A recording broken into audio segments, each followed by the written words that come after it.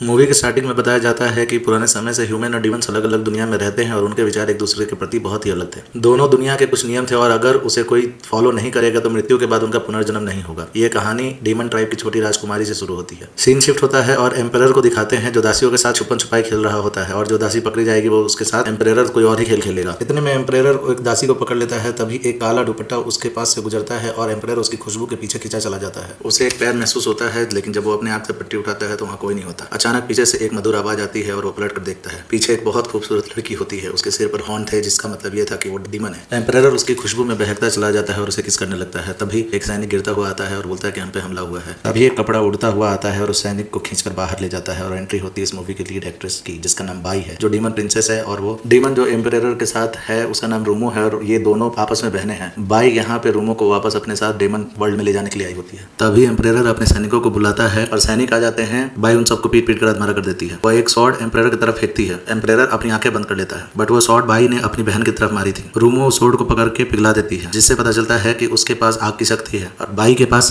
पानी की। एम्परर उठ के यहाँ से भाग जाता है। बाई रूमो से कहती है इस तरह से ह्यूमन वर्ल्ड में नहीं रहना चाहिए, माँ ने तुम्हें वापस बुलाया है और अगर तुम नहीं चली तो मैं तुम्हें जबरदस्ती यहाँ से ले जाऊंगी। इतना सुनकर रूमो अपनी आग की शक्ति से और बाई अपनी पानी की शक्ति से लड़ने लगते हैं। फिर दोनों अपने ड्रैगन वाले रूप में आके आकाश में लड़ने चले जाते हैं, जहाँ दोनों में भयानक लड़ाई होती है, जिसमें बाई रूमो पे भारी पड़ रही थी। तभी बिजली सीधी बाई को लग जाती है और वो नीचे गिर जाती है। रूमो वहां से भाग जाती है। बाई अपनी पानी की ताकत से अपने असली रूप में आकर एक टेम्पल में आ गिरती है। अगली सुबह एक लड़का जिसका नाम हॉन्जी होता है वो टेम्पल में आता है और वो टेम्पल के सारे काम किया करता था। वो जैसे ही टेम्पल के अंदर जाता है वहां उसे एक गड्ढा दिखता है जो बाई के गिरने से बना था। अभी उसे पानी के बुलबुलों की आवाज आती है और वो पानी के बड़े और सुंदर कंटेनर की तरफ चला जाता है। वह एक डंडा उठाकर जैसे ही पानी में डालता है बाई बाहर निकल जाती है और उड़कर बुद्धा के स्टेचू के गोद में बैठ जाती है। बाई के हॉर्न देखकर हॉन्जी डीमन डीमन कहता हुआ बाहर भागता है, पर बाई उसे कपड़े से बांधकर उल्टा लटका देती है। हॉन्जी कहता है मुझे जाने दो। बाई पूछती है तुम कौन हो, क्या तुम्हें मेरी बहन ने यहाँ भेजा है। वह भगवान का नाम लेकर डीमन भगाने का मंत्र पढ़ने लगता है। तभी बाई पानी का बुलबुला बना के उसके फेस को पानी से कवर कर देती है। फिर पानी उसके फेस से हटा देती है और फिर से पूछती है। वो बताता है कि वो हॉन्जी है और टेम्पल का हैंडीमैन है। वो पूछती है कि टेम्पल में हैंडीमैन का क्या काम है। वो बताता है कि वो अनाथ है और मास्टर के साथ यही बचपन से रहता है, कुछ दिनों में वो मॉन्क बन जाएगा। वो पूछती है बाकी लोग कहाँ गए। हॉन्जी बताता है कि मास्टर 3 साल पहले मर गए और उसके सीनियर सिटी के फेस्टिवल में गए हैं और वो हर्ब्स के तलाश में पहाड़ पे गया हुआ था। बाई देखती है कि वो उससे बहुत डर रहा है तो उससे मजाक मजाक में कहती है कि तुम्हारा स्किन बहुत ही अच्छा है और तुम्हारा मीट बहुत ही स्वादिष्ट होगा। ना कहकर बाई हंसने लगती है और हॉन्जी डरने लगता है। थोड़ी दूर पे एक रेवन इन सब चीजों को देख रहा था। वो उड़ के रूमो के पास पहुंचता है और वहाँ एक डीमन में बदल जाता है। वह डीमन रूमो को बाई और हॉन्जी के बारे में बताता है और कहता है कि वो तुम्हारे पास आएगी। तो रूमो उस रेवन डीमन को बाई के पीछे भेज देती है और कहती है कि मेरा प्लान खराब नहीं होना चाहिए। रेवन डीमन गायब हो जाता है।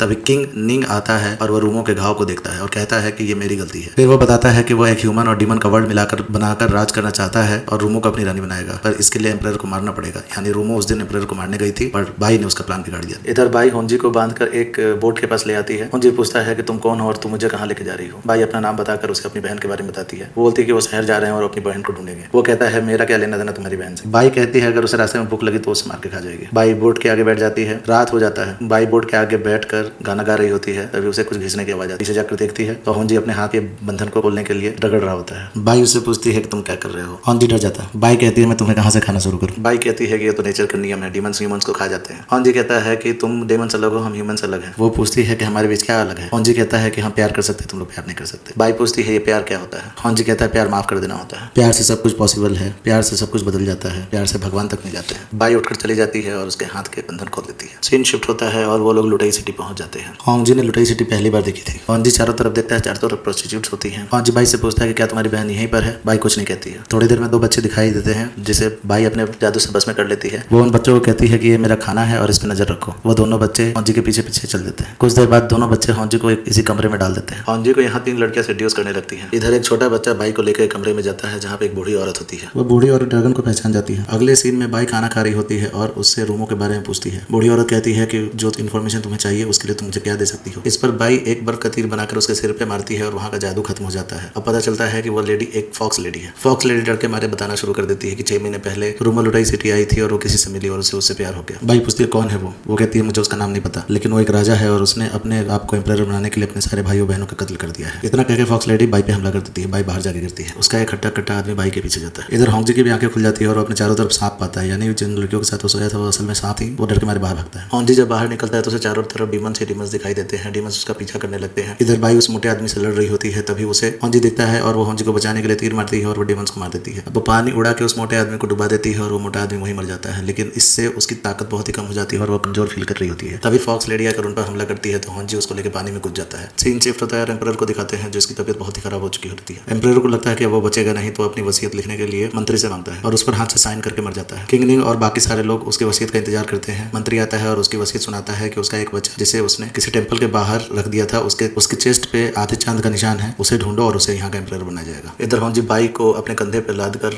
और लुटाई सिटी के अंदर जाता है। वहाँ पे सब उसे भिखारी समझते हैं क्योंकि पानी में गिरने की वजह से उन लोगों के बॉडी में से बदबू आती है। कोई भी दुकानदार उन्हें कुछ भी खाने पीने के लिए नहीं देता। होंजी बाई को लेकर एक एबेंडन घर में जाता है, वहाँ पे उसको सुला देता है। बाई की हालत बहुत खराब होती है तो होंजी अपने उंगली को दांत से काटकर अपना खून बाई को पिलाता है। बाई उस खून को थोड़ा सा पीती है और उसके अंदर ताकत आती है और अपने ड्रैगन के फॉर्म में आके उसके साथ सो जाती है। सुबह जब बाई की आंखें खुलती हैं तो होंजी वहाँ नहीं होता है। वो बाहर जाकर देखती है तो होंजी कुछ मॉन्क के साथ मिलकर बच्चों को खाना खिला रहा होता है। तो एक मॉन्क देखता है कि वो उठ गई है तो वो होंजी को बताता है। होंजी वहाँ जाके उससे बात करता है। बाई पूछती है ये लोग कौन है, तो होंजी बताता है तुम्हें मैंने बताया था कि मेरे सीनियर्स फेस्टिवल के लिए लुटाई सिटी गए हुए वही सीनियर्स है और यहाँ पे ऑर्फन बच्चों को खाना खिला रहे हैं। वो खाना ले आके बाई को भी देता है। बाई उसको जगती है तो उसे बड़ा खराब लगता है। वो प्लेट को फेंक देती है, प्लेट टूट जाती है। तभी कुछ बच्चे आके उसको चाटने लगते हैं। फिर वो समझाता है कि अनाथ बच्चों के लिए खाना बहुत ही महत्वपूर्ण है। तभी मॉन्क आके बाई का शुक्रिया करता है क्योंकि उसने होंजी की जांच बचाई थी। बाई अंदर कमरे में चली जाती है। तभी उस जगह पे किंगनिंग के आदमी हमला कर देते हैं और वो पूछते हैं कि हमें एक ऐसे लड़के की तलाश है जिसके चेस्ट पे आधे चांद का निशान हो। अब सारे सैनिक पीट पीट के सारे लड़कों के चेस्ट चेक करने लगते हैं। इतने में बाई वहाँ आती है और सैनिकों को पीट पीट के भगा देती है। गांव वाले उसके हॉर्न को देख के समझ जाते हैं कि डीमन है और उससे डरने लगते हैं, तो बाई वहाँ से चली जाती है। रात हो जाती है और बाई अपने कमरे में अकेले बैठी हुई गुमसुम सी रहती है। तभी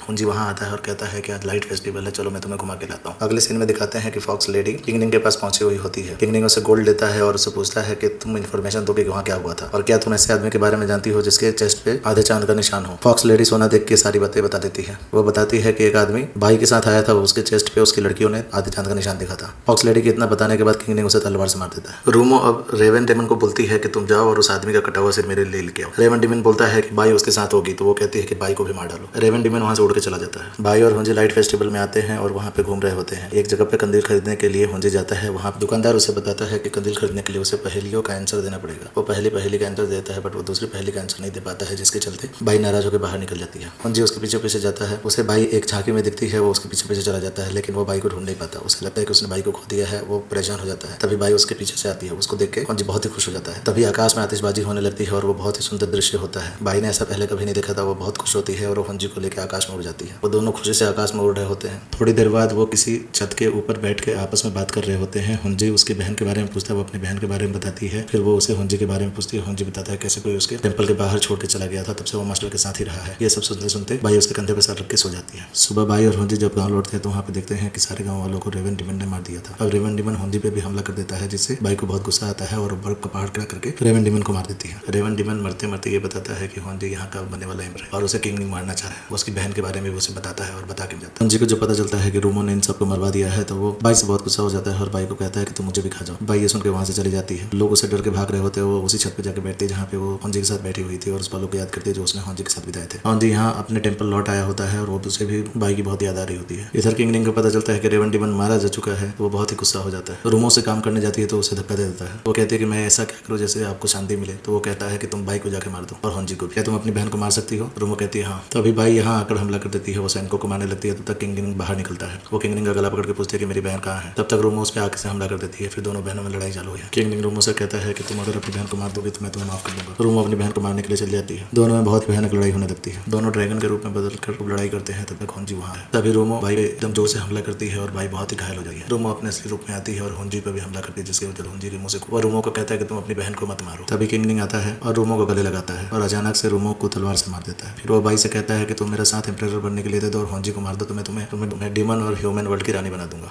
बाई मना कर देती है तो किंगनिंग उसे तलवार से मारने जाता है, लेकिन होंजी बीच में आ जाता है, जिससे होंजी की मौत हो जाती है। बाई गुस्से में आकर तलवार को बर्फ से जमाकर किंगनिंग को भी बर्फ से जमा देती है और उसको एकदम से तोड़ देते हैं, जिससे किंगनिंग की मौत हो जाती है। सीन शिफ्ट होता है 300 साल के बाद। बाई छोटे बच्चों को यही कहानी सुना रही होती है। ये कहानी सुनाने के बाद वो जब बाहर निकलती है तो उसे एक लड़का दिखाई देता है जो बिल्कुल होंजी की तरह था। इसका मतलब था रूल्स तोड़ने के बाद भी प्यार के चलते होंजी दूसरा जन्म लेके बाई से मिलने आ रहा है। फिर वहीं खत्म हो जाती है।